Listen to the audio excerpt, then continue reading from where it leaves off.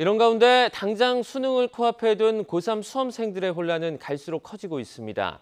난이도는 어떻게 조정될지 구체적인 세부 지침이 없다 보니 오히려 학원에 더 의존할 수 있다는 우려도 나옵니다. 강민경 기자가 현장을 다녀왔습니다.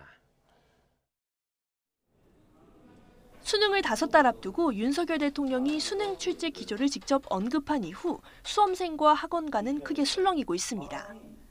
어떻게 문제를 낸다는 건지 추론할 자료가 없으니 공부하기가 더 어려워졌다는 겁니다. 전에 봤던 수능의 기출 문제를 안 풀어도 된다는 것인데 그렇게 따지면 수능의 본질을 잃었다고 생각을 해서 좀 좋지 않은 발언인 것 같습니다.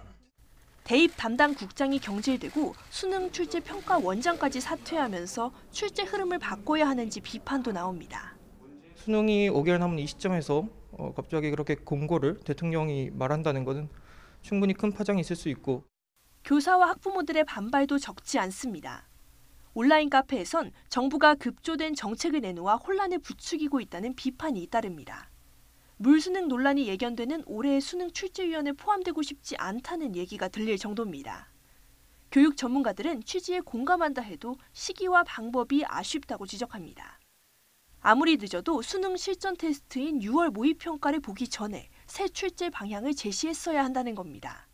혼란스럽고 이런 것들이 심정적으로 이해가 가고 이런 것들 최소화하는 방향으로 좀 그런 장치들을 마련하면 더 좋았을까 이런 생각이 들기도 하지만 사고력과 분석력을 보는 수능 시험의 본질이 흐려지고 단순 암기 비중이 높은 학력고사 시절로 회귀하는 것 아니냐는 우려도 나옵니다. 입시 전문가들은 이랬다 저랬다 하는 교육 정책이 학부모들의 불안감을 자극해 오히려 사교육 의존도를 높인다고 꼬집습니다.